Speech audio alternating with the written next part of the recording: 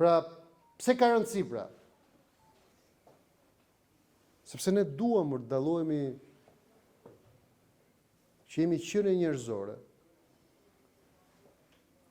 që kemi vetdije, që kemi kulturë.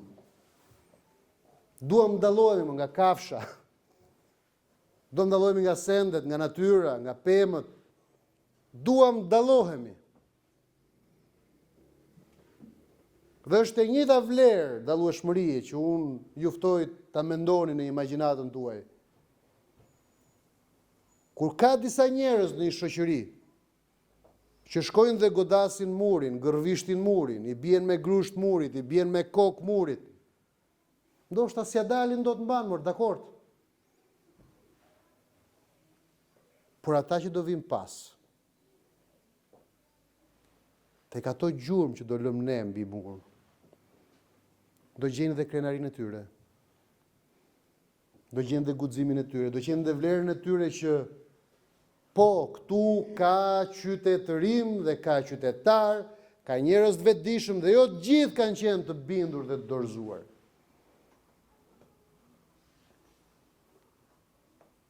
Ne, kur e nisëm në 24 tetorin e 2020 të betejë, nuk është se i premtuam njëri tjetrit dhe nuk është se menduam se do ja dilnim mban kaq shpejt. Menjëherë dhe këtu në këtë sallë kemi nisur dhe në këtë sallë jemi mbledhur me 10 herë, por edhe në shumë salla të tjera nga do në Shqipëri, këtu në Tiranë, në diasporë, me shumë njerëz, me pak njerëz. Dhe nuk kemi premtuar asnjë njëri tjetrit që do jetë një gjë e shpejtë. Por një gjë kemi premtuar njëri tjetrit. Që ne nuk do bëjmë pjesë tek njerëzit që dorëzohen. Ne nuk do të jemi pjesë atij grupi të madh qytetarëve që thonë po s'kemi ç'bëjmë tani.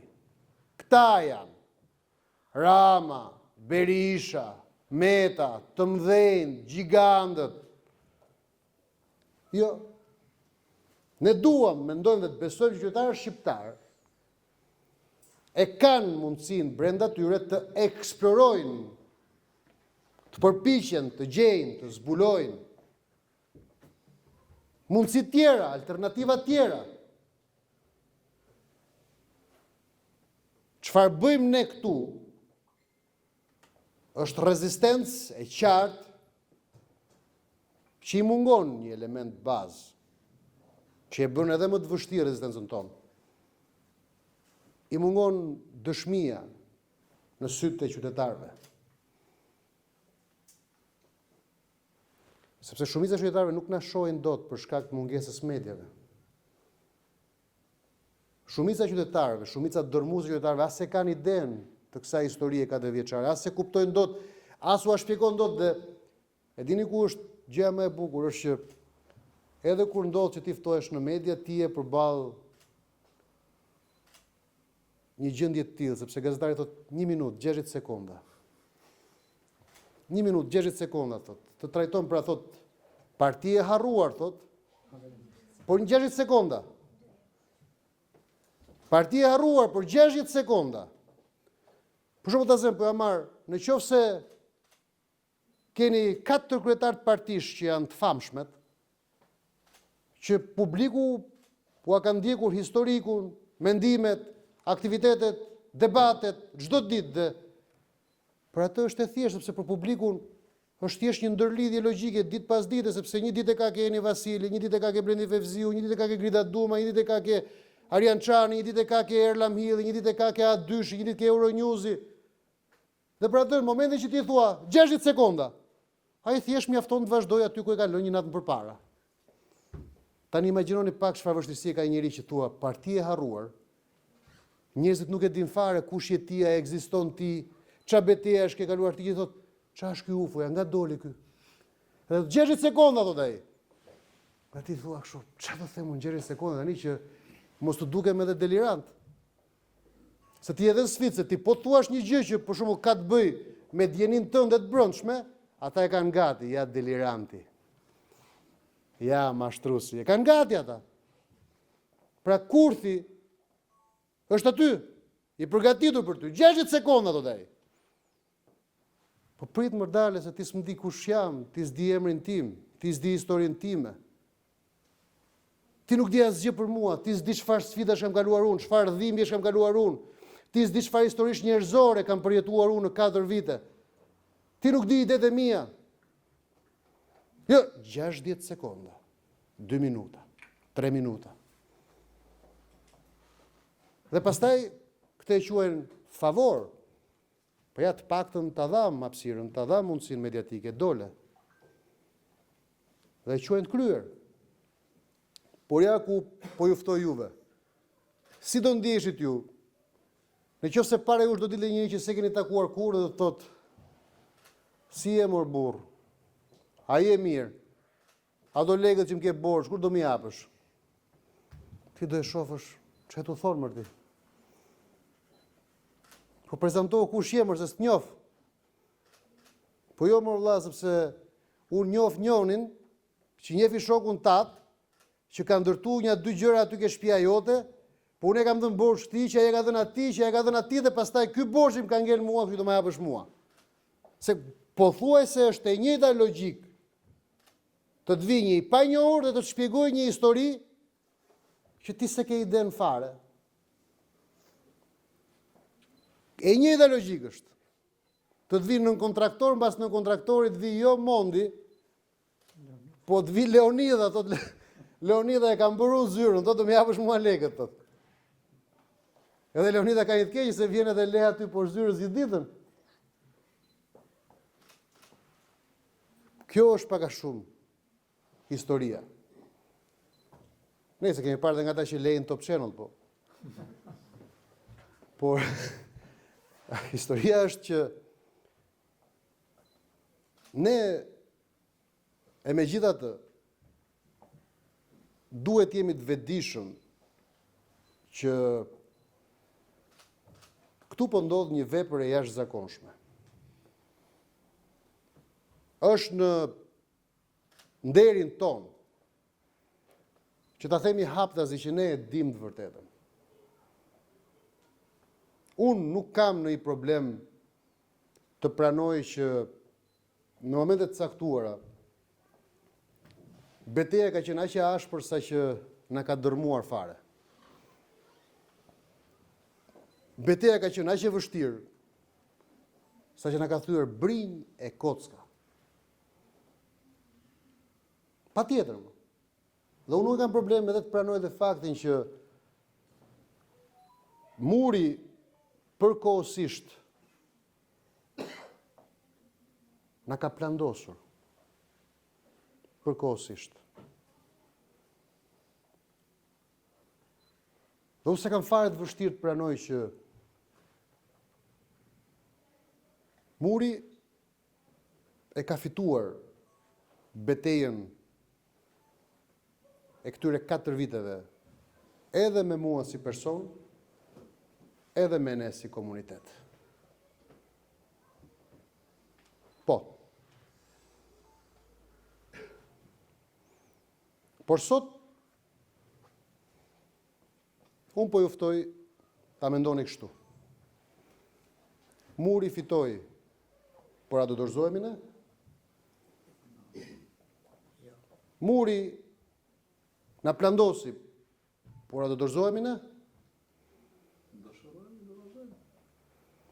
Muri ripërsëriti historinë që ka plandosur çdo kënd që e ka goditur, çdo kënd që e ka gjuajtur. Pra do bëjmë edhe ne ripërsëritës të historisë të atyre që dorëzohen dhe tërhiqen? Unë them jo. Unë them jo dhe do t'ja rinisim betejës. Unë them jo dhe unë prej sot ju njoftoj që ne do të bëjmë rinisja. Do ja rinisim prapë. Ne po bëjmë rinisja. Ne po rinisim çdo gjë me fuqi të re, me energji të re, me besim të ri, me dëshirën më të madhe që kjo rinisje të trokas në sa më shumë zemra qytetarë shqiptarë dhe në fakt, rezistenca jonë ka filluar të shkoj çdo ditë tek më shumë shqiptarë. Por çfarë po ndodh tani që ta kuptoni diferencën mes këtij paradoksi që na njohin më shumë, na mbështesin më pak. Ka ndodhur ai që quhet fenomeni më natyral në botë. Po i thoya një ditë Kudretit. Kudretit dhe ati ka aparati shumë bukur. Madje ndonjëherë, domethënë kur më fotografon ti them Kudretit, duket vetë edhe i bukur. Edhe vetëm se ka i problem që i thash ne mund të jemi të dy në një tavolinë. Mund të jemi të dy duke pirë kafe. Dhe ti je dëshmitari. Në qoftë se kamera do të thotë vërtetën, fotografon tavolinën apo. Por në qoftë se kamera do të jetë leqare, çfarë bën? Ti e ngre objektivin dhe thua unë tavolinë jam. Nga tavolina po dëshmoj thua. Dhe kap një 2 goca të bukura aty ke balkoni. Dhe thua isha du pi kafe, pash 2 goca të bukura dhe kjo është historia që tregon. Ore jemi në tavolinë po pim kafe bashk.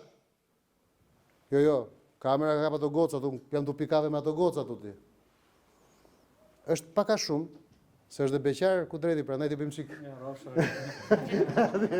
Është e gjendë mos ka vite. Edhe shpresoj që të jetë viti mbar edhe për Kudretin.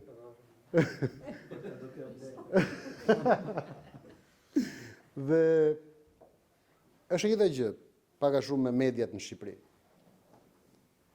Mediat e kanë shumë të thënë, por ne po dëshmojmë. E vënë objektivin diku, e drejtojmë projektorin diku dhe thonë, po ja këtë shohim ne.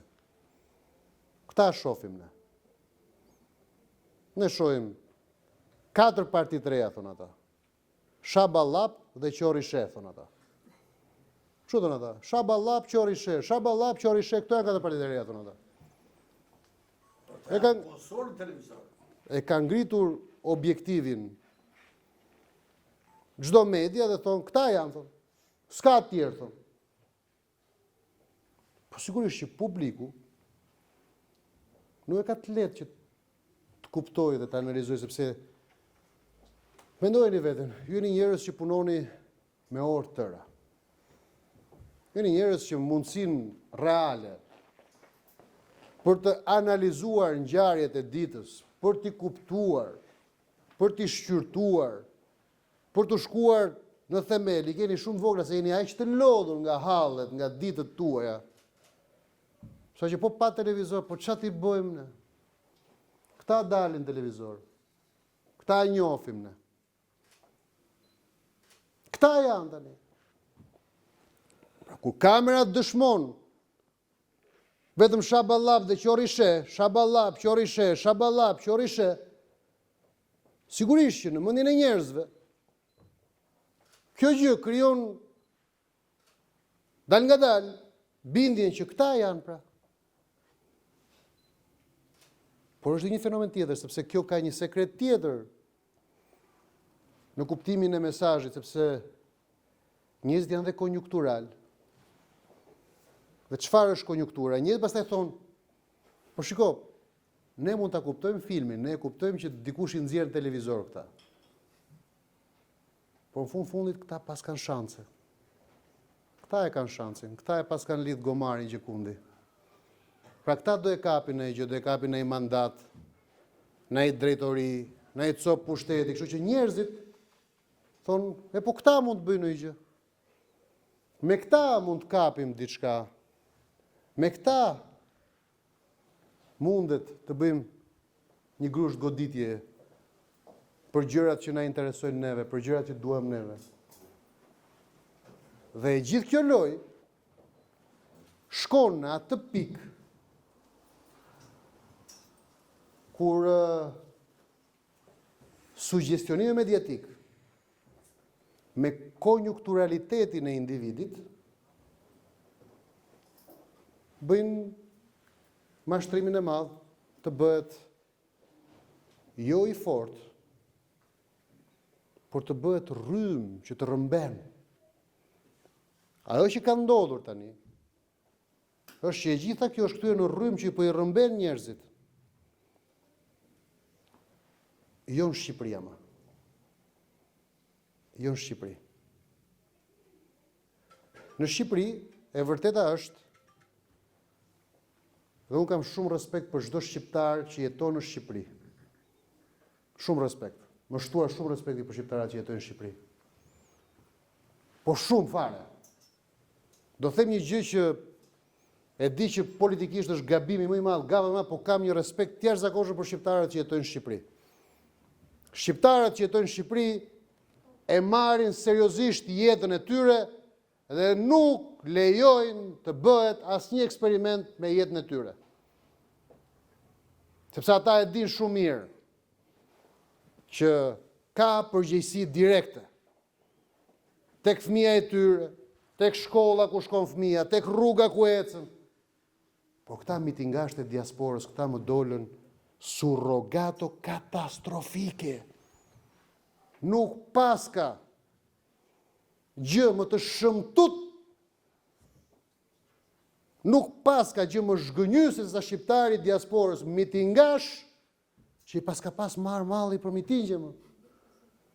Ure, e kuptoni që sot PD-ja, PS-ja, PL-ja, lapashap, shaballap, e qorri, nuk bëjnë dot mitingje në Shqipëri. Nuk u shkon njeri pa lek. Nuk bëjnë dot asnjë takim, në asnjë fshat, në asnjë lagje, në asnjë qytet, pa administratë publike, pa urdhër nga bashkia, pa punëtorët e firmës ndërtimit, e fasonerisë, e hoteleve. Nuk bëjnë dot asnjë takim. Diaspora, fshat më, shkon Taulanti miting, shkon Muli miting, shkon Elisa Spiropalka miting, shkon, ku di unë? Gjozi miting.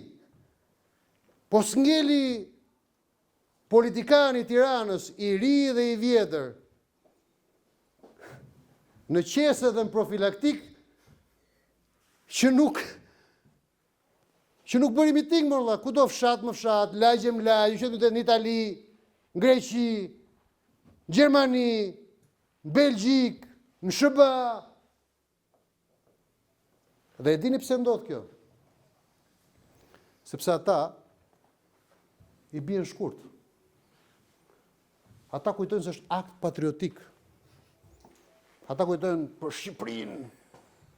Çashte kombëtare bre vlla, për Shqipni bre vlla, e dum Shqipnin. Fëmijën e çon shkollën në Itali. Kur më voton mua Mulin dhe Çapaçulin, Taulantin dhe Spiropalkën, ai e çon fëmijën në Itali në shkollë, unë e çoj këtu. Ai ecën në rrugët e Italisë, unë eci këtu. Ai ecën në trafikun e Italisë, unë eci këtu. Ai komunikon me policin e Italisë, unë duhet merrem me policin këtu. Ai merret me prokurorin e Italisë, unë merrem me prokurorin këtu. Ai merret me kryetarin e Bashkisë të Italisë, që shkon i shërben, unë duhet duroj tangërllikun e kryetarit të Bashkisë këtu. Unë duhet duroj tangërllikun e çdo zyrtari, e çdo zuzari. Nuk ka gjë më të shëmtut, ma besoni, nuk ka gjë më të shëmtut se sa ky spektakël që po bëhet cep në cep të diasporës.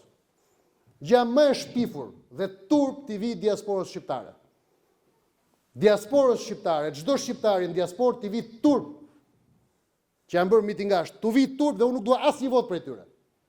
Refuzoj çdo vot nga diaspora. Asnjë vot nuk dua nga diaspora. Zero. Asnjë nuk dua. Mitingash që nuk marrin përgjegjësi patriotike. Kur ti nuk jeton në vend, përgjegjësia e votës tënde duhet të jetë 3 fish. Ti nuk duhet vetosh nga lajmet që shikon digital, as nga konjunkturat e lidhjeve personale. Sepse vota jote është vot distante. Pra ti o e jep atë vot për ndriçim për vetëdijsim, për dhënë një kontribut, pra për t'i dhënë një dorë shoqërisë që nuk del dot nga hendeku. Jo ta shkelmoshti shoqërinë. Ata du ta nxirrin shoqërinë nga hendeku, mërse kjo është shoqëri e kapur. Ore i pifsha dollin një shqiptari që thotë ore s'kam ç'a bëj, jam punë. Nuk ta jap dot votën zotni, nuk mbështes dot se jam në punë, do ushqej fëmijët. Ja pifsha dollin shqiptarit Shqipërisë që thotë kështu. Ja pifsha dollin atij që i shkon inspektori thotë e ke pa leje këtë shpinti. E ke pa leje këtë tendën ti. Sa i mbjeton këtu. Sa i çdo ditë është në sulm e në agresion, pa pushim, nga gjithë farsoj Xhagajduri. Vjen ai PS-s thotë të vura gjobën, vjen ai PD-s, shiko, se kur fitoj unë, ta kam shkruajt emrin, ha? E di çfarë të bëj unë ty po fitova, vetëm mos fitofsha thotë. Shumë e ndershme më kur të refuzon i vuajtur i këtu. Shumë e ndershme. Asnjë zëmrat, asnjë mërzim nuk kam, asnjë shqetësim nuk kam. Nga shqiptari i vuajtur këtu që është çdo ditë, për çdo qytetar shqiptar ka 10 patronazhist, 10 fuksa, që e mbajnë kështu, në centrifug. E lën pa punë, e lën pa bukë, e lën muaj tërë pa i dhënë rrogën. E çojnë në një gjendje të tillë që ai nuk ka mundësi më të ngrej kokë. Jo më të mendoj për liri demokratike. Po më shqiptarin këtu unë e kuptoj 1000%. Por atë shqiptarin që jeton 5 vite, 10 vite, 20 vite, 30 vite në Perëndim dhe e merr kaq thjesht votën, po kaq thjesht, sa e quajnë thjesht si akt fanatizmi, militantizmi. Ata s'ku janë bërë DJ më valla, si ku po luajnë muzikë. Marrin diskun e vjetër dhe luajnë muzikë me diskun e vjetër. Pa ata do ta merrnin shoqërinë shqiptare ta ndihmonin që atë që nuk e prodhon dot shoqëria shqiptare, pakicën kritike, do duhet ta prodhonin ata. Unë kam patur këtë kam patur si vizion, këtë kam patur dhe si një lloj pritshmërie. Por nuk e di, të them të vërtetën. Por këto javë që kur ka filluar kjo e drejta e votës diasporës, mua më kanë traumatizuar. Jo për arsye se s'na duan ne. Jo, mos e keq kuptoni. Por sepse shoh që ata po i japin një legjitimitet që klasa politike shqiptare ka të paktën 10 vite që e ka humbur këtu. Klasa politike shqiptare, edhe Rama, edhe Berisha, edhe Meta, edhe çdo lloj politikani, ka të paktën 10 vite që në Shqipëri nuk bëjnë dot më takime të mëdha. Dhe ata madje po kthehen në raskapit të qytetarëve shqiptarë sepse u japin urdhra partie. I mbledhin, i marrin punë në për bashkira, në për institucione, në për ujësjellca, në për OSHR-a, në për OST-ra. Dhe thonë do vish miting këtu, do shkosh aty, do shkosh këtu. Dhe kjo gjë po krijonte një mbilodhje tek njerëzit që vetvetiu do pëllciste në moment caktuar. Po e dini ju çfarë traume është për qytetarin këtu që është në punë? Që ai mezi pret të shpëtoj nga kjo përdhuna e këtyre zuzarve që tonë kam fut në punë, po të mbaj me bukë, do vish mbledhje partie, do shkosh miting, do shkosh këtu, do shkosh aty. E dini si ndihet tani sa i dobët ndihet ai?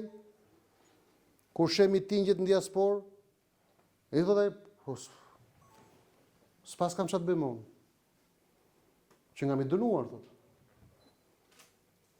Janë të tradhtuar më. Të gjitha ata njerëz që mund të kenë qenë në zgrip të reagimit të pëllcitjes, janë të traumatizuar tani. Kam folur me shumë njerëz, ka shumë njerëz që më kanë thënë, po mirë më rëdham, po shef çfarë bëhet në diasporë? Ne po prisnim që ata të na jepnin shembullin që ata do i refuzonin të parët. Ata do ishin të parat që do i gjuanin me domate. Sa ata do kishin guximin se ata as blien me 30 euro, as me 50, po me 300 që edhe mbase. Pra që nga çështja e çmimit, nuk është se mungojnë, si quhen ata? Është çështja e çmimit.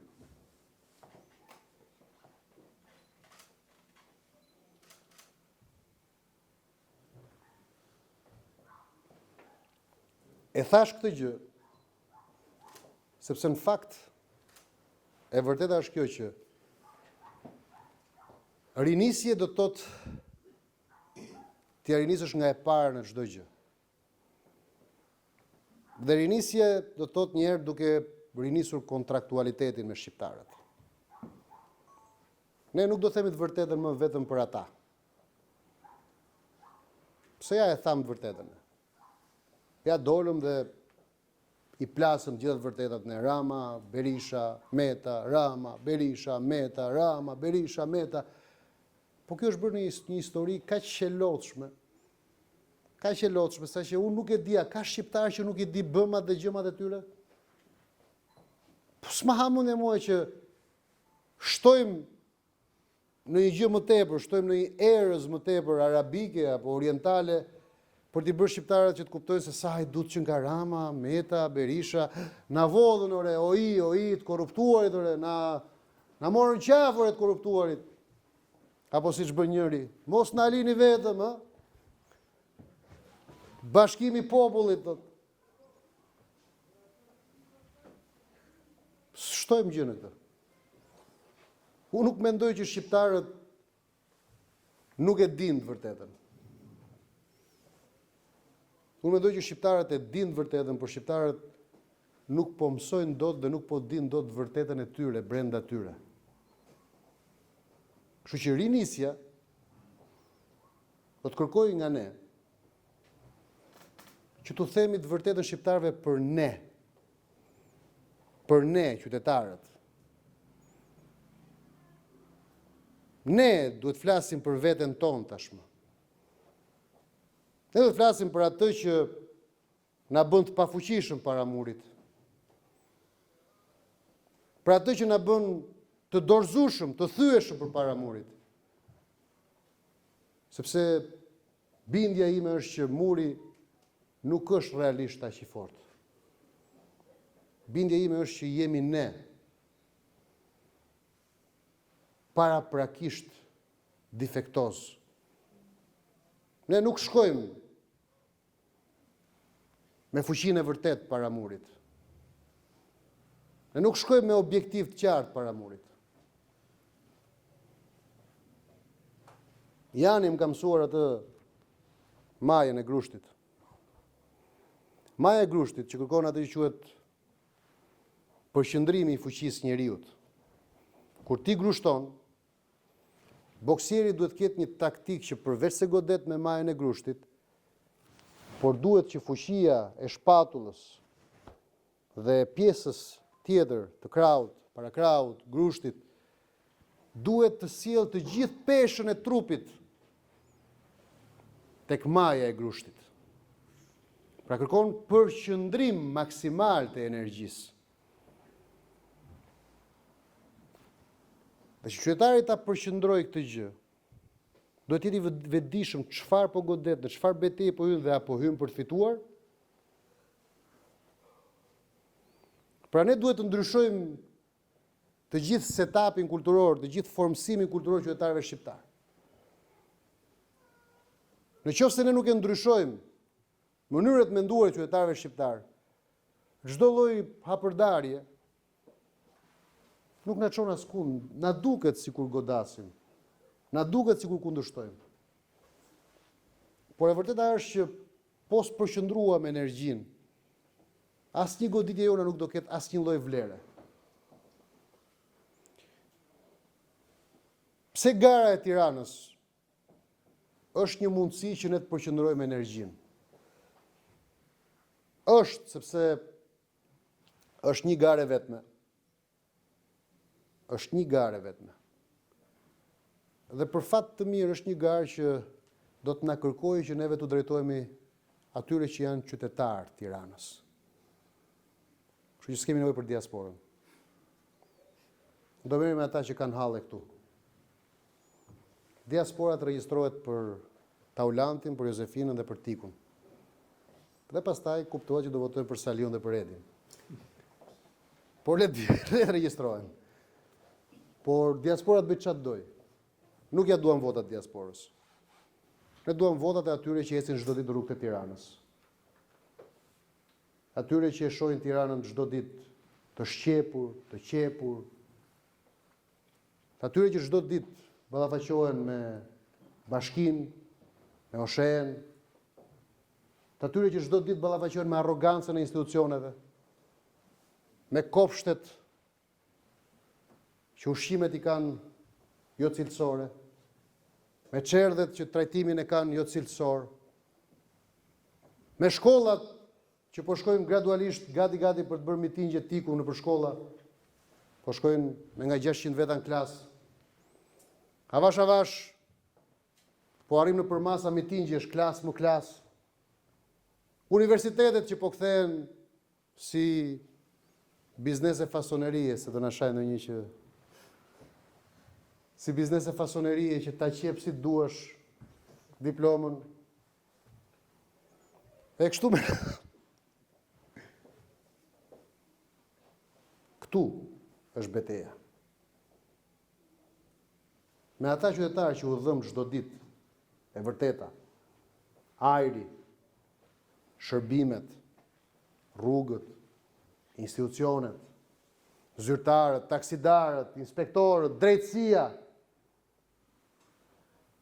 me ata do ta bëjmë betejën. Atyre do të themi që ja pra dy të vërtetat mëdha. E pritëm ndryshimin nga reforma në drejtësi dhe nga amerikanët, ndryshon loja në Amerikë, ndryshon pritshmëria nga drejtësia. E pritëm prap nga jashtë nga diaspora, fillojnë mitingjet, i njëjti muhabet. Pra po e pritëm nga jashtë ndryshimin, po e pritëm nga të tjerë ndryshimin, nuk ka për të ardhur kurrë. Ndryshimin do ta bëjmë ne çdo ditë, me durim. Ndryshimin do ta bëjmë ne duke bashkuar shqiptar të mirë dhe të ndershëm. Do të kërkojmë qytetarëve të Tiranës që na japin mundësinë të bëjmë një garë. Një garë kur do të bëjmë edhe ballafaqimin e ideve tona. Ne do të ballafaqohemi me shqiptarët dhe me politikanët që drejtojnë shqiptarët, vetëm nëse do jemi në garë. Kështu që faza paraprake që hapim sot është faza e mbledhjes firmave.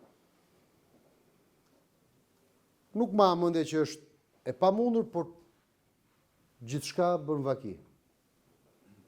Unë mendoj që ne jemi mjaftueshëm njerëz që po t'i vendosim vetes një objektiv për të mbledhur secili prej nesh një numër të caktuar firmash mbështetëse në këtë fazën e parë.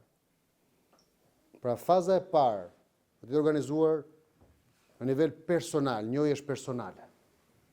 Pra në 2 javët e para, unë mendoj që të gjithë ne do të duhet, ne që jemi këtu, por dhe të gjithë anëtarët e komunitetit lëre, të gjithë dashamirësit dhe mbështetësit e komunitetit lëre, do duhet fillojnë të verifikojnë çfarë kanë miq të afërm, dashamirës, krushka, shok fëmijërie, njerëz që kanë në listë të tyre telefonit, që janë banues në qarkun e Tiranës dhe praktikisht në bashkitë Tiranë, Kamës, Vorë, Rogozhin dhe Kavaj. Edhe golemisht? Bashkit po themi, bashkit, Kavaja. Pra, të fillonit mendoni për njohjet direkte personale. Kjo është faza e parë. Pastaj do të jetë faza e dytë. Unë nesër nisem për në Washington, do të kthehem pas 2 javësh. Pas kthimit tim do të fillojmë dhe fazën e dytë që do të jetë dalja në rrugë me stenda.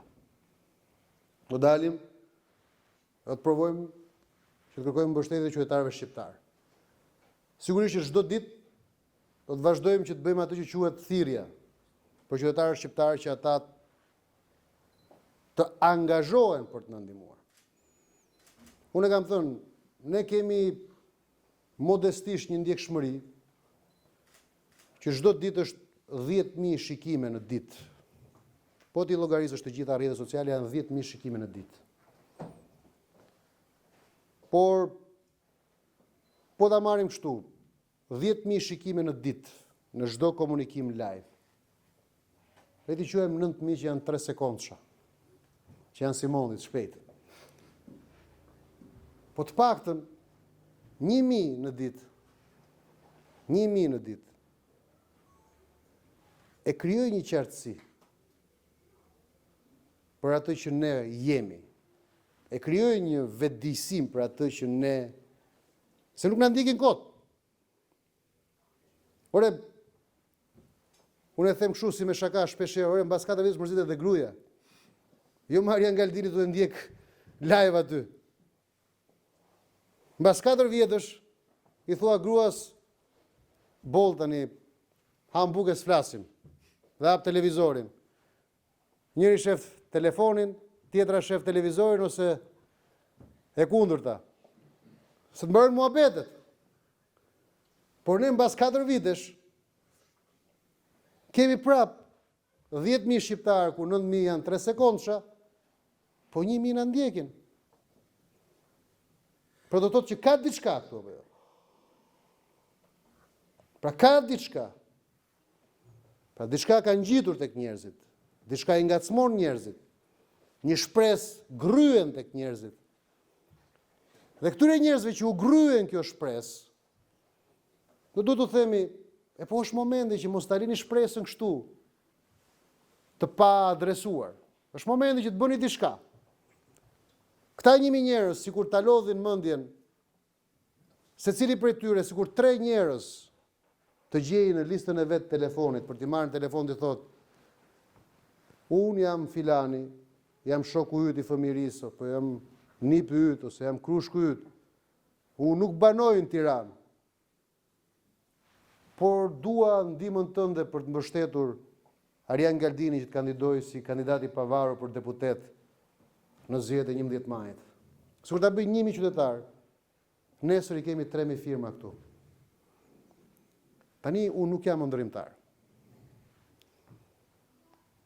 Unë nuk jam ndërrimtar sepse vetëm tek prallat e Sherezades ekzistonte mrekullia që xhindit i plotësonte dëshirat.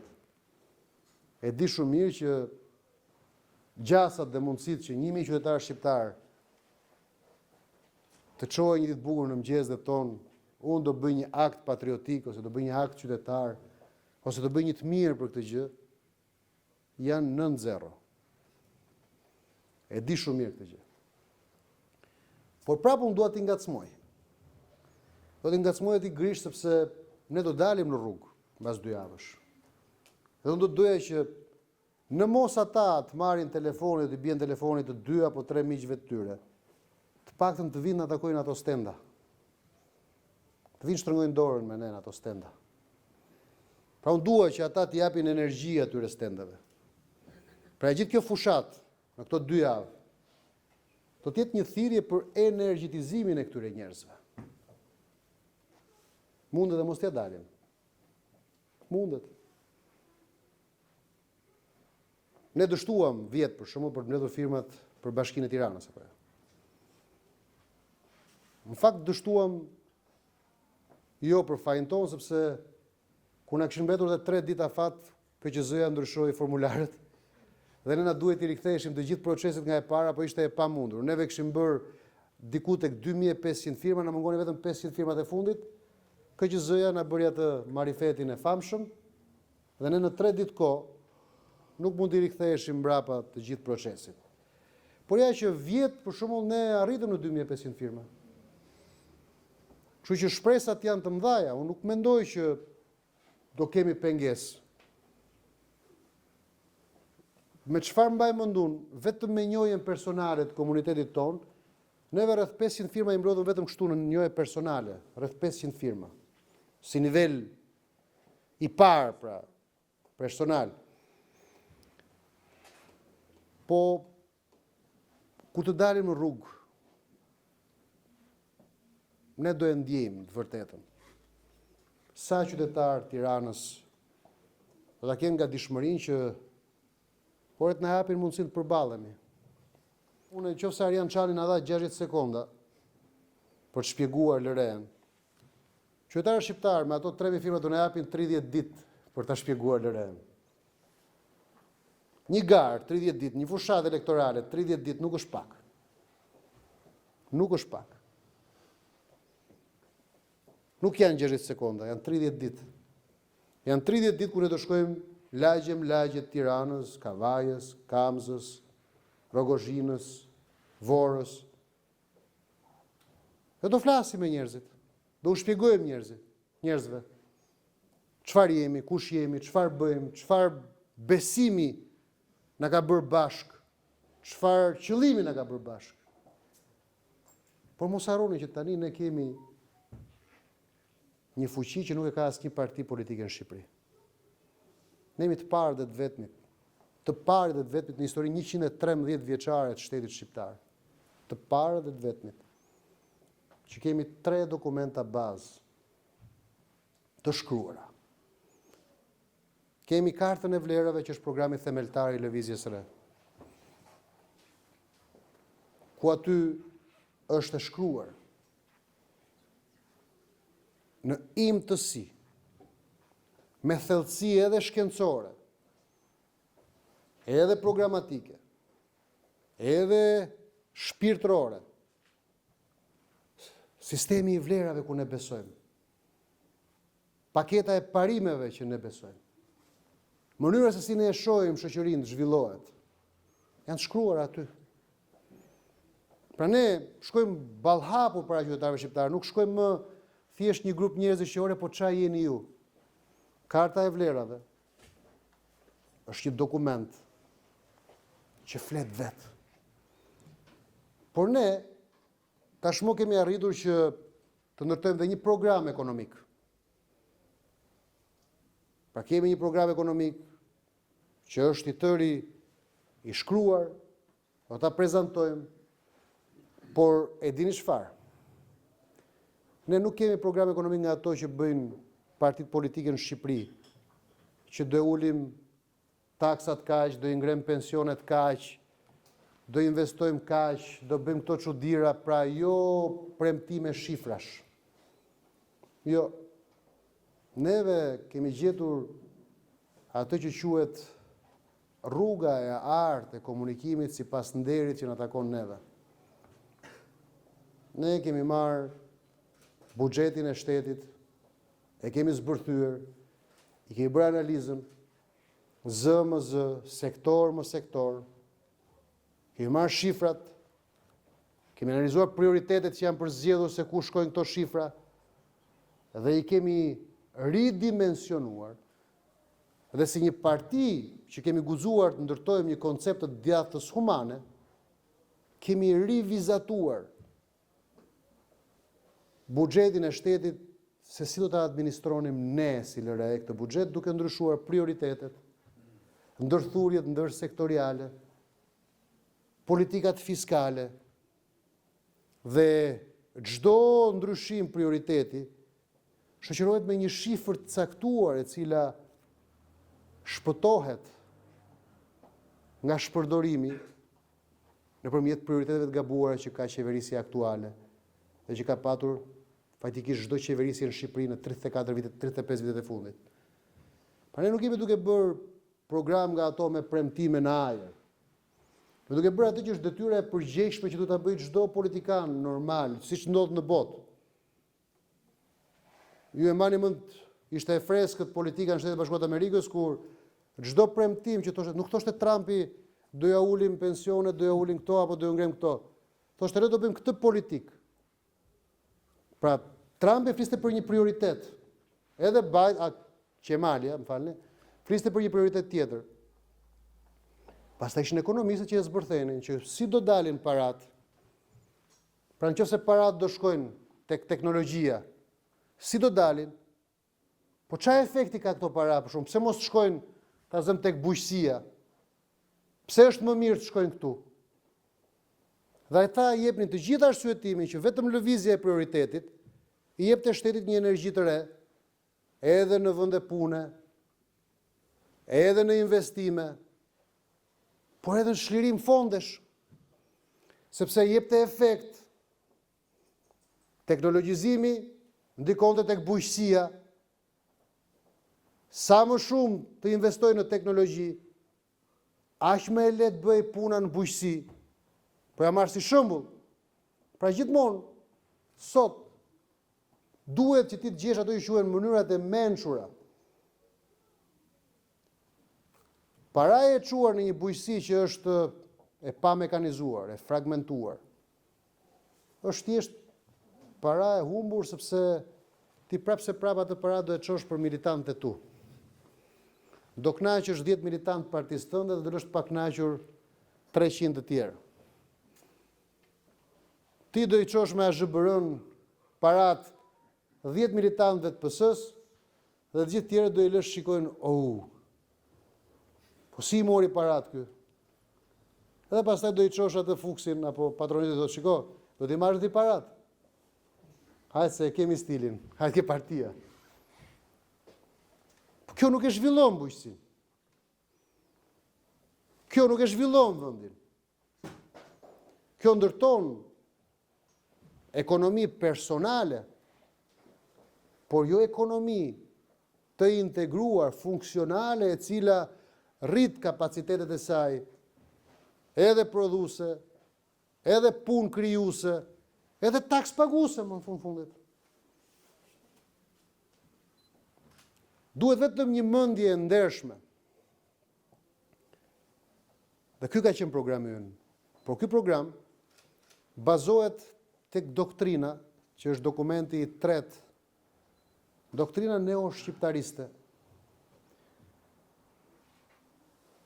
Tani unë sot kam lajmin e mirë që sot libri im i parë, që është pikërisht kjo doktrinë, ka kaluar përshtypjen në shtypshkronjë dhe besoj kur të kthehem unë nga Shtetet e Bashkuara të Amerikës, libri do jetë gati. Me dy fjalë do t'ju them pse vlen neo-shqiptarizma si fuqia e çdo projekti politik dhe ekonomik për Shqipërinë. Unë kam parë dy modele.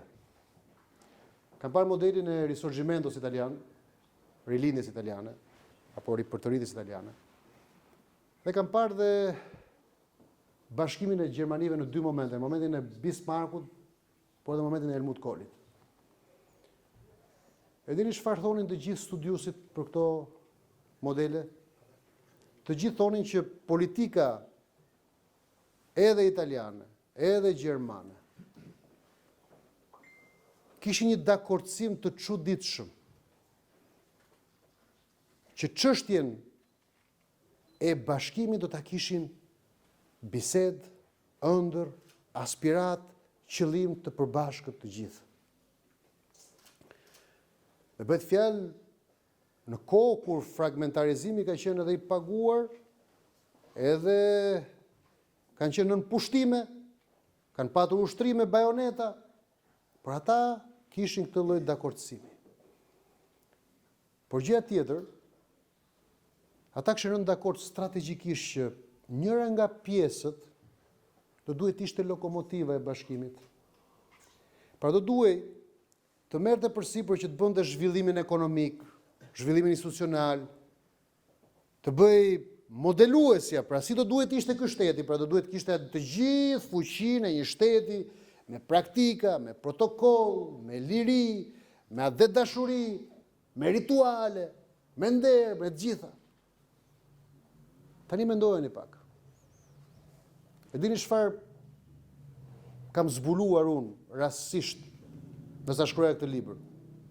Unë kam zbuluar që në këto 113 vite shtetë shqiptar, absolutisht asnjë lider politik shqiptar, jo më një bashkësi liderësh, asnjë lider politik shqiptar, lider politik po flas, nuk ka patur një vizion që të ndërtoj një projekt të qëllimshëm ku jo pushteti personal, por fuqizimi i Shqipërisë të kthehej në lokomotivën e zhvillimit ton kombëtar.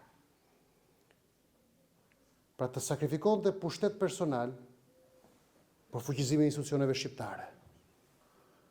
Sidomos në këto 34 vite, për shembull, që supozohet që jemi demokraci, do duhej që liderët të dilnin me një vizion të nëre, do bashkojmë me Kosovën, po. Okej, mund të jetë e pamundur, mund të jetë e vështirë, mund mos na lejojnë konjunkturat ndërkombëtare, mund mos na lejojë ligji ndërkombëtar, mund mos na lejojë fuqitë e mëdha. Por neve s'na ndalon askush të ndrojmë apo jo? Na ndalon njëri të ndrojmë? Jemi të ndaluar të ndrojmë? Jo. Jo. Ne jemi të ndaluar të mendojmë projekte dhe plane të dhunshme, luftë-nxitse. Por që të ndrojmë, që të jetojmë bashkë, ne shqiptarët s'na ndalon askush. Atëherë do duhet që një politikan, një grup politikanësh të kuptojnë që kjo ëndër të funksionojë, duhet një misionarizëm, që Shqipëria të bëhet themeli i bashkimit. Po që të bëhet Shqipëria themeli i bashkimit, Shqipëria do të ketë zhvillim ekonomik, do të ketë shtet bërje, shtet, me rituale, me projekt, me protokoll, me fuqi institucionale, me ushtri dhe me polici shembullore, me administratë shërbëtore. Pra do duhet që edhe nëse nuk e kemi kulturën dhe traditën nga çfarë kemi patur deri sot, do duhet që dikush ta prodhonte, ta shpikte, ta ndërtonte sot. Tu thoshte shqiptarëve sot ne do bëjmë një shtet me rituale. Do zgjohemi në mëngjes, do këndojmë himnin, do vim në administratë publike, do recitojmë himnin, do hymë aty, do u shërbejmë qytetarëve. Zyra nuk është çiflik, por shërbim për qytetarët. Partitë politike nuk janë gjobvënse, as baçë çifligarësh, por shërbejnë qytetarëve. Pra duke lëshuar pushtet personal, t'u jepnin fuqi institucioneve dhe shtetit, e t'jepnin fuqi dhe ekonomisë. Jo të fuqizonin ata që japin lek partisë, por të lejonin ekonominë të funksiononte e lirë, e drejtë, nëpërmjet talentit, kreativitetit, zotësive të njerëzve dhe po të bëhej Shqipëria e tillë. Ma besoni që bashkimi kombëtar do ishte shumë lehtësisht, jo i ëndrueshëm, por edhe realizueshëm. Helmut Kohli, në një nga fjalimet e tij, kishte thënë një gjë shumë interesante. Bashkimi i Gjermanive nuk do kishte ndodhur kurrë nëse Gjermania perëndimore nuk do të kishte fuqinë ekonomike për ta përballuar koston e bashkimit. Kjo Shqipëri si është? Ta zëm se nesër do bëjmë referendum. U çmend Trumpi, do marri Kanadan Trumpi dhe do i thot Putinit, unë po marr Kanadan, po marr Groenlandën, po marr edhe Meksikën, hajde ta ndajmë tani botën. Po marr një rast kështu, hipotetik. I thot Kinës, ti merr Tajvanin, edhe me që hymë kësa rrugë për me ndryshu kufit, hajde vim dhe në Ballkan. Çfarë do bëjmë në Ballkan? Kush janë aty? Oge, janë shqiptarët. Sa janë këta? 3 milion këtu, 2 milion këtu, po i fuz gjithë Mar-a-Lago, thot. Thot, lëre se nuk do të bëjmë parti, thot se fitova një mandat e kisha. Po të duheshim parti, festa kështu me alkoole, me shampanjë, edhe mund t'i doja këtu në Mar-a-Lago, thot. Nuk do më mitrin aty bashkë. Do bashkojeni ju, thot? Edhe merr në telefonaj. Dear Albanian Prime Minister, s'ka rëndësi kush është, bëj një referendum aty bashkohuni. Edhe kush do që të kryeminist shqiptar thotë, referendum do të bashkohemi. Merr atë kryeministin e Kosovës dhe thotë, bëj një referendum, bashkohuni. Ku bë referendumi, vendosën të bashkohemi. Mendoni ju se ndodh dot në këto kushte? Dhurat po të na e bëjnë. Ne do fillojmë do luftojmë kundër njëri tjetrit. Ne do fillojmë do përpiqemi të dominojmë njëri tjetrin bazuar tek fuqia e atyre që kanë më shumë para. Dhe ne do të coptojmë veten, nuk do jetë më fuqitë e mëdha, po do jenë këto fuqitë lokale. Se do ham njëri tjetrin. Pra po mos jetë Shqipëria, po mos ta bëjmë Shqipërinë ne lokomotiv, themel të bashkimit kombëtar, edhe sikur të na e bëjnë dhurat nesër fuqit, nuk ndodh dot. Prandaj neo-shqiptarizmi është hera e parë që guxohet për të bërë një thirrje misionarësh, shqiptarëve dhe politikanëve sidomos. Ejani të heqim dorë nga pushteti personal. Ejani të bëjmë një pakt të madh kombëtar, është ftesë për një pakt të madh kombëtar. Ejani të ndrojmë gjithë bashku që një ditë mund të jemi bashkë. Dhe ejani të konkurojmë mbi vlera, fitofshim më të zotët, fitofshim më të mirët, edhe politikisht, edhe ekonomikisht, dhe e bëfshim Shqipërinë një fuqi që ka mundësi të përballojë edhe vetmin, edhe bashkimin. Po nuk e bëm këtë gjë. Çdo ndryshim konjunkture ndërkombëtare gjithmonë t'i mbaj shqiptarët të rrezikuar. Do mbetemi gjithmonë kusur. E dini kush është rreziku që unë shoh për shembull? S'ja kam thënë kurrë në këndin e shpresës, por them me vete, kur mendoj ndonjë këtë shahun geopolitik. Po ja them unë, Trumpi për shembull e hapi kutinë e Pandorës dhe tha do marr Kanadan, do marr Groenlandën, do marr kanalin e Panamas. Dhe ku i dihet se ai në sa është sot data? 31, datë 20 në 11 ditë ka bërë namin. Imagjino pak në 11 muaj. Ai në 11 ditë e ka sjell votën vërdall. Ka 11 ditë në detyrë dhe e ka sjell votën vërdall. Ku parashikohet ai? E them me vete, po sikur ky tani na thot, ore, mos mbushur mendja që jam Roosevelti. Po i them Putinit ti e Stalini, edhe po i them atij Xi Jinpingut ti e Maoja, fatikisht do marrësh rolin e Churchillit, i thot, sepse do zvendçohet, ikën britanikët. Do ulemi gjekundin e? Ulemi ende nga jala prap, e ndajmë botën? Dhe ulen ata. Qofse ne jemi kështu të coptuar, të jemi prap kusur. Po se kur thonë ata, shiko, aty në Ballkan, Serbinë e keni ju rusët, okej. Po këta shqiptarët, kush i ka më valla? Kush i ka këta shqiptarët? Të marrin telefon Erdoganin, Tayyip, si e?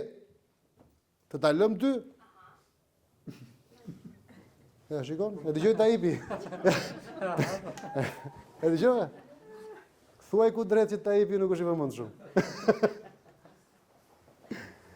Se e di që them Recep zakonisht shumë, po Tayyip është emri i kod që prandaj reagon. Direkt. Është linjë direkte. Por i thot ai Turqisë, merri morti. Ne bëhemi kusur. Unë e di që këto duken kështu si fantashencë, sot duken fantashencë. Por a nuk ka ndodhur këto në historinë tonë? A nuk kemi qenë ne gjithmonë të pa përgatitur për këto zhvillimet e mëdha globale? Se ne gjithmonë zihemi me njëri tjetrin, kenahia jon. Kush është më i fortë, Rama apo Berisha? Kush është Bisha, kush është Baba? Ne merrem me këta nahijes tonë. Po ne harrojmë që ata atje, ku i dihet? Kore u kam mbaruar edhe loja e shahut, se nuk di si të luajnë më, se ndonjëherë fuqitë e mëdha, edhe merren kështu e shkartisin botën edhe se mërziten, se kaluajnë 100 vjet. S'kan çfarë të bëjnë. Thonë e shkartisim njerëzën e bëjmë edhe një herë kështu rrëmujtje, fillojmë nga e para. Se janë mërzitur interesat. Pastaj kanë hyrë interesat reja, se ka hyrë industria e re, që është teknologjia e lartë, inteligjencë artificiale. Po mirë, jemi të përgatitur ne prapë se s'ka debat në Shqipëri për këtë botën e re me teknologji të lartë. Se se shikoj për shembull, po prania e Elon Muskut në krah të Donald Trumpit, në kushtet normale demokratike para një viti për shembull, do ishte qartësisht konflikt interesi. E vërteta. Konflikt interesi. Oligark, mo. Qa është Elon Musk? Oligark. Si mundet, mo, një miliarder në krah një politikanit zgjedhur? Në kushte normale, kjo është fatale, mo. Ja çfarë bote kemi. Po shikoni çfarë perle është. Konservatorët shqiptar kanë zbuluar që Trumpi e Muskun të na shpëtojnë nga ata njerëzit e Menderes. Shumë mirë, gjë e mirë. Po harrojnë që Musku po na fut çipin truse në Eurolinku ç'a është? Dakor, do shpëtojmë nga ata të Menderes, po ata Menderën e tyre kanë. Po na erdhi ky Musku me Neurolinkun, që ta e fusi çipin tru, na bëj tekno njeriu. Si do reagojmë ne? Dakor, njeriu woke, njeriu i Menderes, jam shumë dakord. Po mos ndonjëherë kur na duket fitore diçka që na paraqitet si sa e madhe, mos fshenë i kurth. Jemi të përgatitur ne për këtë? Ore me sa di unë, a është Elon Musk ai që po lidh trurin e njeriut me çipin? A është ky biznesi i tij? Po sikur të jetë projekti, pra sepse na thanë këta që Covidi, këta konservatorët Covidi po na fusin çipin me vaksinë. Tash i dhan pushtetin Elon Muskut. Ja dhan çipit pushtetin. Ja dhan çipit pushtetin këta. E mori çipi, e mori Eloni. Jemi të përgatitur për këtë ne? Unë them dash zoti jo, se unë besoj që Trumpi është shumë i sinqertë, shumë i ndershëm, ka ardhur për të na shpëtuar. Trumpi ka ardhur të na shpëtojë, ai është e ka dërguar i modhi na shpëtojë, është madje kanë sjellë kështu me anije kozmike, kanë sjellë kështu si udhëtar nga kohët. Ka qenë bashkohës i Abraham Lincolnit. Hanin drek një herë në javë bashkë çimi, po ti nuk e di. Madje kishte rasti që Donald Trump i thoshte, a shkojmë marrësi të madhe, thoshte? I thoshte drejt mos se në baj thoshte kam një dyqan, thoshte, dhe nuk do se do kujtojnë se ka marrë të bëj reklam për dyqanin, thoshte. Na në Shkodër për krap. Ka ndarë edhe për krap atje. Kështu që e vërteta është që ne kemi hyrë në një kohë kur turbullira është kaq e madhe. Por ne po sillemi kaq të vegjël sa që po e mbysim veten në lugën tonë, pa menduar që, ore, luga është në filxhan. E po që filxhani me uthull, e keqja do të të mbys, si do që tjetë, sa do të mendosh ti që luga jote është e vogël.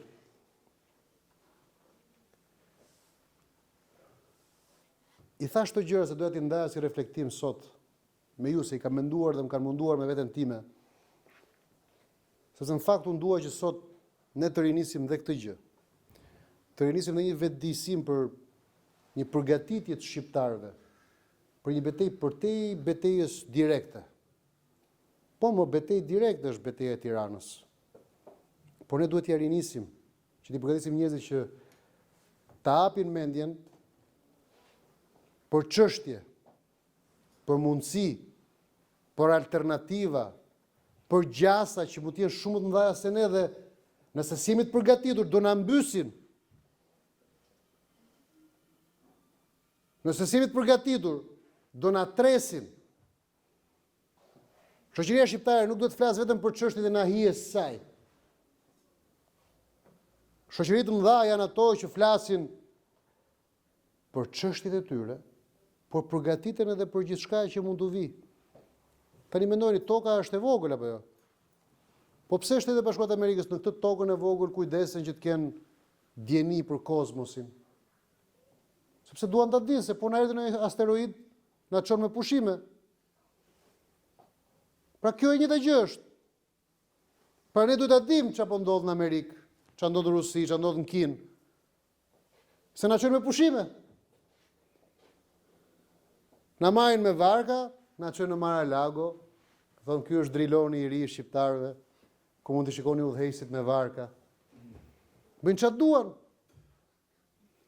Po nuk jemi të përgatitur, po nuk patëm një projekt tonin. Po nuk patëm një projekt tonin ne shqiptarët. Do jemi të detyruar gjithmonë të ham menun që na bëjnë të tjerët. Prandaj, duke u falendëruar që patët durinë dhe ndëgjuat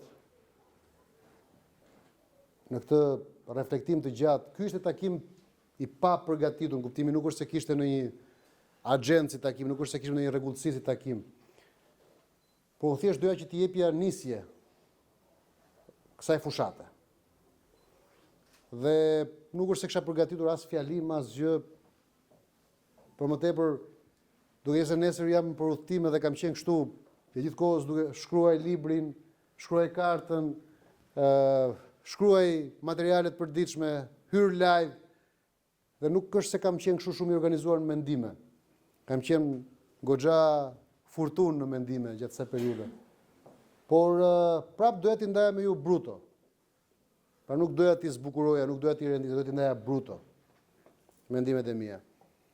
Që t'i merrni me vete dhe të reflektoni për to dhe secili për jush pastaj bën atë që ja thot zemra. Nuk po flas vetëm për ju që jeni sot këtu, sepse juve jeni pjesë e kësaj familje, pjesë e këtij shpirti, domethënë, po flas për çdo që na ndjek në rrjetet sociale.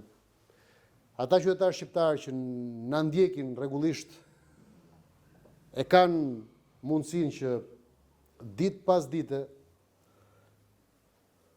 ta mendojnë mundësinë që na japin shansin të hyjmë në këtë garë.